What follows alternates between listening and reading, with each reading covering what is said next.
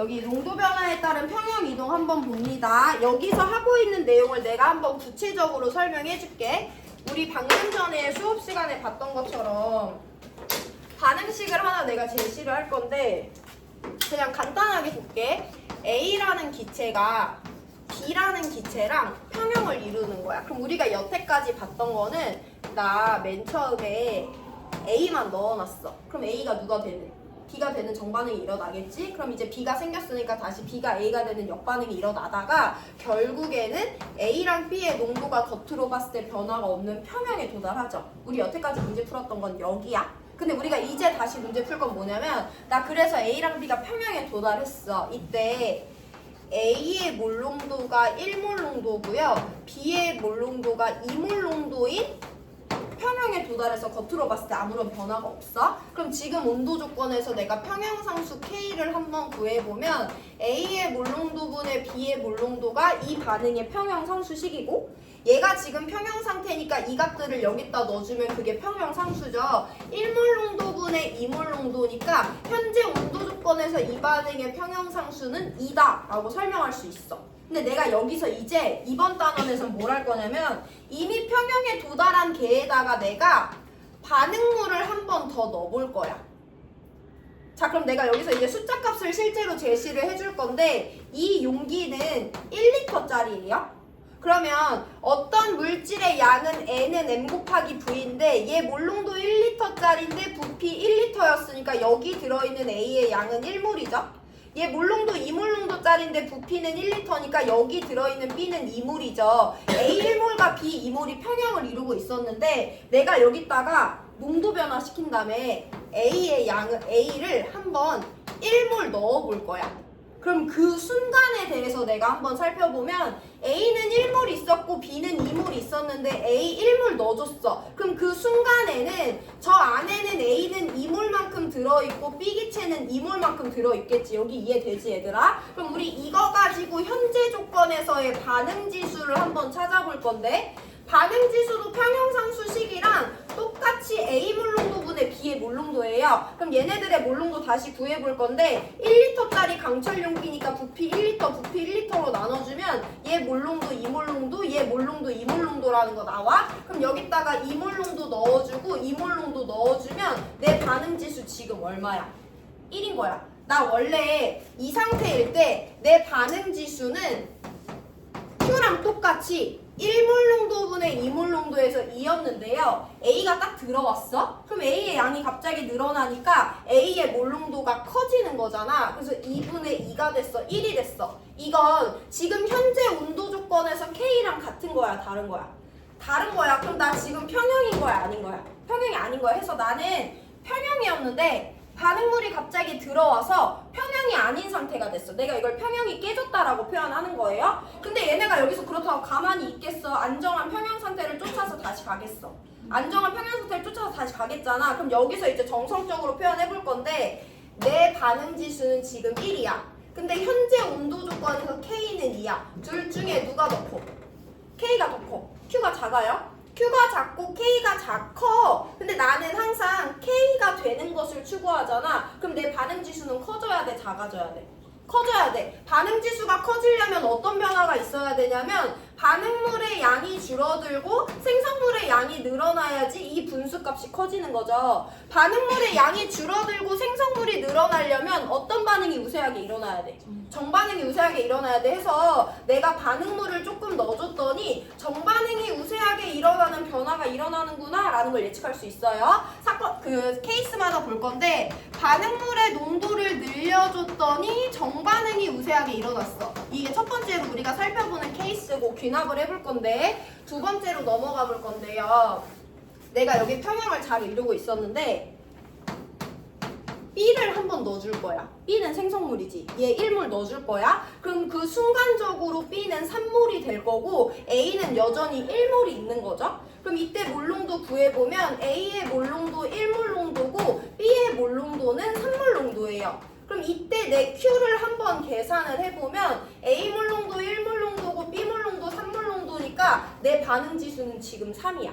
근데 봐봐 얘들아. 내가 여기서 B만 넣어줬지 온도는 일정하게 유지시킬 거야. 그럼 내 K는 여전히 얼마냐면 2예요. 근데 내 반응 지수 얼마야? 3이야? 지금 나 얘네들이 같아 달라? 달라. 그럼 평형이 깨진 거지. 그럼 이제 평형을 다시 쫓아갈 건데 Q가 K보다 커. 그럼 이 Q는 다시 어떻게 되죠? 작아져서 2가 돼야 되잖아. Q가 작아지려면 생성물의 양이 줄어들고 반응물의 양이 많아져야지 이 분수값이 작아지는 거죠. 생성물의 양이 다시 줄어들고 반응물의 양이 늘어나기 위해서는 어떤 반응이 우세하게 일어나야 돼? 역반응이 우세하게 일어나야 되죠. 그래서 내가 만약에 생성물의 농도를 늘려줬더니 다시 얘네들이 새로운 평형을 찾아가는 과정에서 역반응이 우세하게 일어나는 결과가 나왔다는 거야. 마지막 하나 예시만 들어보고 우리 여기 귀납으로 마무리 해볼 건데, 내가 이번에는 뭘 해볼 거냐면 여기 이미 반응물과 생성물이 평형을 이뤘어. 근데 내가 반응물을 조금 빼돌릴 거야. 내가 생성물을 조금 빼돌려서 1몰만큼 빼돌릴 거예요. 그럼 원래 A 1몰이 있었는데 B가 2몰에서 1몰 빠졌으니까 1몰밖에 없잖아? 그럼 A의 몰 농도가 순간적으로 1몰 농도고요. B의 몰 농도가 순간적으로 1몰 농도가 됩니다. 이때 Q를 한번 따져볼 건데, A의 몰 농도 1몰 농도, B의 몰 농도 1몰 농도니까 지금 Q는 1이야. 근데 지금 조건에서 K는 2여야 되잖아. 얘네들이 같아 달라? 달라. 그럼 다시 또 평형이 깨진 거지. A랑 B가 사이좋게 평형을 잘 이루고 있었는데 내가 농도를 조금 변화시켰더니 이제 평형이 아닌 거야. 평형이 깨져버렸어요. 그럼 Q랑 K를 비교해 볼 건데 Q가 더 작아. 그러면 이 Q는 이제 커져야 돼, 작아져야 돼? 커져야지 평형에 도달할 수 있잖아. Q가 커지려면 분자가 커지고 분모가 작아져야 되니까 반응물이 줄어들어야 되고 생성물이 늘어나야 되는 거야. 그러면 이건 정반응이 우세하게 일어나야 되죠. 해서 내가 세 번째인데 생성물의 농도를 감소시켰더니 정반응이 우세하게 일어난대요. 은서 너무 힘들면 물 먹고 오고. 자, 그럼 얘들아 여기 봐봐라. 이제 우리가 일반화 시켜볼 건데 내가 어떤 평형에 도달했어.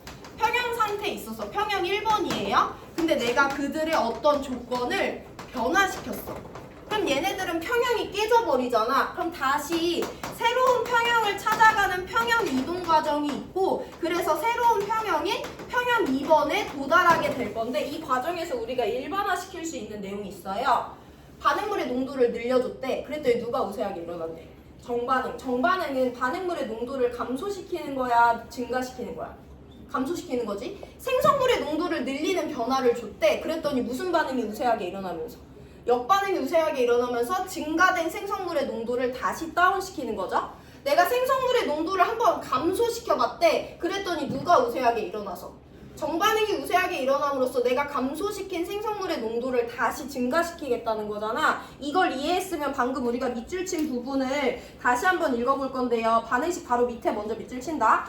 읽어본다. 반응물이나 생성물의 농도를 진하게 하는 외부 조건을 변화시키면 이 진해진 물질의 농도가 다시 묽어지는 방향으로, 반응물의 농도를 진하게 했으면 얘 농도를 다시 묽히기 위해선 정반응이 우세하게 일어나면서 반응물 다시 줄이고요. 생성물의 농도를 진하게 하는 조건으로 변화시켰으면 얘의 농도를 다시 연하게 하기 위해서 역반응이 우세하게 일어나는 방향으로 진행이 되다가 새로운 평형에 도달해요. 반대로 반응물이나 생성물의 농도를 묽게 했으면 얘 농도를 다시 진하게 하기 위해서 정반응이 우세하게 일어나는 거죠. 그래서 마지막으로 밑줄 친 데 다시 읽어본다. 어떤 가역 반응에서 꼭 농도뿐만 아니라 농도든 압력이든 온도 등 변화가 일어나면 그 변화를 다시 줄이는 방향으로 평형이 이동하여 새로운 평형 상태에 도달한다라는 거야. 그럼 우리 여기 한번 일반화 시킨 내용을 이해했는지 살펴보고 온도랑 압력으로 가볼 건데, 내가 어떤 개가, 여기 잘 생각해봐. 어떤 개를 갖고 있었어. 여기 A라는 기체랑 B라는 기체가 평형에 도달해 있었어. 지금 평형 1번이야. 근데 내가 얘네들의 조건을 한번 변화시켜 볼 건데 어떤 조건을 변화시켰냐면 온도 조건을 변화시켜 볼 거예요.